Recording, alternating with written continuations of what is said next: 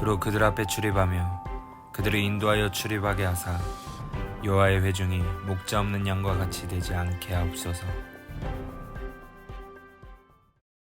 1859년 여름에 한 고개사가 나이아가라 폭포에 설치해 놓은 밧줄 위를 걸어 미국에서 캐나다로 건너가는 흥미진진한 사건이 벌어진 적이 있었다고 합니다. 이런 아찔한 줄타기 고개를 벌인 주인공은 바로 프랑스 출신의 고개사 찰스 블론딘이라는 사람이었는데요. 블론딘이 세계 최초로 시도한 이 나이아가라 외줄타기 고개 현장에는 당시 수많은 사람이 몰려들었고 이곳에는 무려 48m 높이의 로프가 설치되었다고 합니다. 그는 약 18kg의 무게의 장대로 균형을 잡은 채 밧줄 위를 걸어 폭포를 건너갔습니다. 드디어 맞은편에 블론딘이 도착하자 관중은 우레와 같은 박수와 환호성을 보냈고 모든 고개가 끝날 때쯤 되자 블론딘은 구름처럼 모여있는 관중을 향해 내 등에 업혀서 나와 같이 이 폭포를 건너갈 사람 한 분만 나와주시길 바랍니다 라고 외쳤다고 합니다. 그런데 그때 해리 콜코드라는 이름의 한 남성이 등장하여 조금의 주저함 없이 블론딘의 등에 몸을 맡겼는데요. 이 남자를 등에 업은 블론딘은 이전보다 훨씬 더 신중하게 로프에 올라 한 발 한 발 내딛기 시작합니다. 그리고 마침내 나이아가라 폭포를 건너는데 성공했죠. 그런데 당시 관중은 몰랐지만 사실 이 콜코드란 사람은 찰스 블론딘의 매니저였다고 합니다.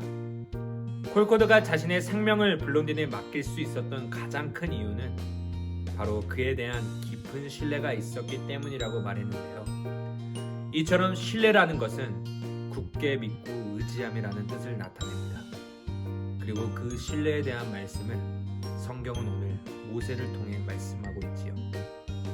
하나님은 모세를 통해 이스라엘 백성들을 출애굽시키시고 약속의 땅 가나안으로 그들을 인도하셨습니다. 하지만 그토록 기다렸던 그 약속의 땅 가나안을 눈앞에 두고 들어가지 못하게 될 것이라는 청천벽력 같은 말씀을 모세는 듣게 되지요. 그렇다면 하나님은 왜 모세에게 약속의 땅에 밟지도 못하고 멀리서 바라보는 것에만 그치게 하셨을까요? 그 이유는 바로 이스라엘 백성들이 광야 생활을 하던 중에 마실 물이 없다고 하여 모세와 아론에게 원망과 불평했던 적이 있습니다. 바로 무리바 물 사건에서부터 시작하는데요. 원망과 불평을 하는 백성들을 향해 하나님은 모세와 아론에게 지팡이를 잡고 백성들이 보는 앞에서 바위에게 명령하면 물이 나오게 될 것이라는 것을 말씀하시지요. 하지만 모세와 아론은 백성들의 이러한 행동 때문에 짜증과 분노가 섞인 듯한 태도로 나아가면서 하나님께서 명령하신 것과는 다르게 반석을 지팡이로 2번이나 내리치며 마지못해 하나님의 뜻을 따르게 됩니다. 그러자 하나님은 이 사건을 통하여 하나님의 거룩함을 드러내지 아니한 모세를 가나안 땅에 들어가지 못하게 하시지요. 그 가나안 땅을 눈앞에 둔 모세였지만 이 무리마물 사건으로 인해 그렇게 기다리고 기다렸던 가나안 땅에 입성을 하지 못하게 됩니다. 어쩌면 백성들의 원망 때문에 결국 가나안 땅에 입성하지 못하는 모세에게는 조금의 불만이 있었을지 모르겠습니다. 하지만 모세는 이 사건 이후 자신의 생명을 연장해달라거나 하나님의 뜻을 돌이켜달라고 기도하지 않습니다. 오히려 모세는 하나님의 뜻을 겸허히 수용하고 이스라엘 백성의 앞날을 걱정하며 백성을 이끌 새로운 지도자를 세워달라고 하나님께 요청하는데요. 이후 모세를 이을 새로운 지도자로 여호수아가 지명되고 하나님의 명령대로 모세는 여호수아를 온 회중 앞에 세워 그에게 안수하여 새로운 지도자로 세우게 됩니다. 모세는 하나님이 함께 하시고 도우시면 자신이 아니더라도 새로운 지도자를 통해 하나님께서 이스라엘 백성들을 도우시고 인도하신다는 그런 신뢰의 믿음이 있었습니다. 그래서 모세는 하나님의 뜻을 수용하고 하나님께 새로운 지도자를 세워달라고 기도했던 것이죠. 자신은 물러나더라도 하나님의 역사는 차질 없이 이루어지기를 바라며 새로운 지도자를 요청했습니다. 그렇게 하나님은 모세의 기도에 응답하셨고 모세를 계승할 후계자를 세우도록 인도하셨죠. 하나님은 이제 여호수아와 함께 하셔서 하나님의 역사를 이루어 가실 것입니다. 또한 하나님의 명령에 순종한 모세, 그리고 개인보다 공동체를 생각하는 모세의 모습을 통해 이스라엘 백성을 향한 하나님의 뜻을 이루어 가십니다.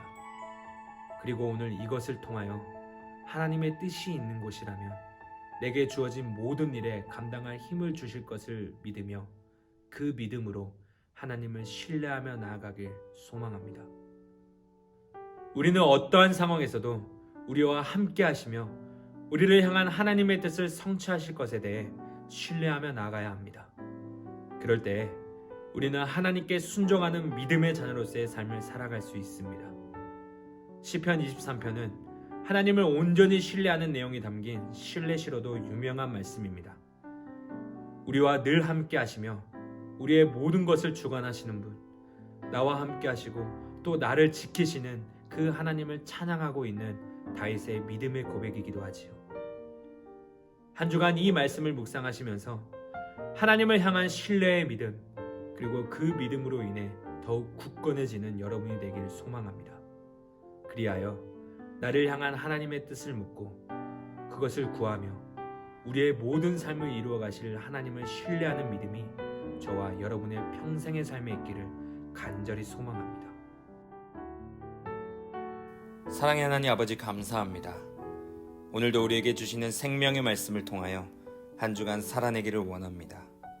하나님, 언제나 어디서나 하나님을 신뢰하는 믿음의 삶을 살아갈 수 있도록 도와주시옵소서.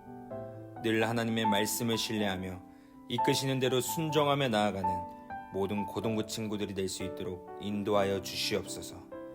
감사합니다. 예수님의 이름으로 기도드리옵나이다. 아멘.